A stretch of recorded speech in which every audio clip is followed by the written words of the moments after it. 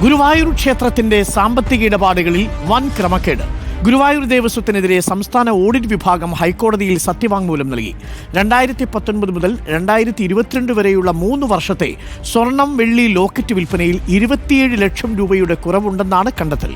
ശ്യാം ദേവരാജ് ചേരുന്നു കൂടുതൽ വിവരങ്ങളുമായി. ശ്യാം ദേവരാജ്, അത്ഭുതപ്പെടുത്തുന്ന കണ്ടെത്തലാണ്, ഞെട്ടിക്കുന്നതാണ്. എന്താണ് യഥാർത്ഥത്തിൽ ഓഡിറ്റ് വിഭാഗം കണ്ടെത്തിയിരിക്കുന്നത്?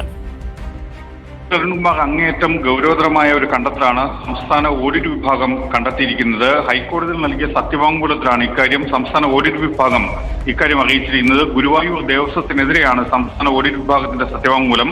സാമ്പത്തിക അപാകതകൾ സംബന്ധിച്ച വിവരങ്ങളാണ് ഈ ഹൈക്കോടതിയിൽ നൽകിയ സത്യവാങ്മൂലത്തിലുള്ളത്. ഇതിൽ പറയുന്നത് ഏറ്റവും പ്രധാനം സ്വർണം വെള്ളി ലോക്കറ്റ് വിൽപ്പനയിൽ 27 ലക്ഷം രൂപയുടെ കുറവുണ്ട് എന്നതാണ്. 2019 മുതൽ 2022 വരെയുള്ള 3 വർഷത്തെ ലോക്കറ്റ് വിൽപ്പനയിലാണ് ഈ തിരിമറി നടന്നതെന്നാണ് സംസ്ഥാന ഓഡിറ്റ് വിഭാഗം കണ്ടെത്തിയത്. ഒപ്പം ലോക്കറ്റ് വിൽപ്പനയിലെ തുക നിക്ഷേപിച്ചിരുന്നത് പഞ്ചാബ് നാഷണൽ ബാങ്കിലെ 2 അക്കൗണ്ടുകളിലാണ് എന്ന കാര്യവും കൂടി ഓഡിറ്റ് വിഭാഗം വ്യക്തമാക്കുന്നുണ്ട്. ബാങ്ക് ജീവനക്കാരൻ നൽകുന്ന ക്രെഡിറ്റ് സ്ലിപ്പും അക്കൗണ്ടിലെത്തിയ തുകയും തമ്മിൽ വ്യത്യാസമുണ്ട്. ബാങ്ക് സ്റ്റേറ്റ്മെന്റുകൾ ഹാജരാക്കുന്നതിലും ഗുരുവായൂർ ദേവസ്വം ഉത്തരവാദിത്തം കാട്ടിയില്ല എന്നാണ് ഈ സത്യവാങ്മൂലത്തിൽ വ്യക്തമാക്കുന്നത്. CCTV സ്ഥാപിക്കാനായി കരാർ നൽകിയിരുന്നത് ഊരാളുങ്കൽ സൊസൈറ്റിക്കാണ്.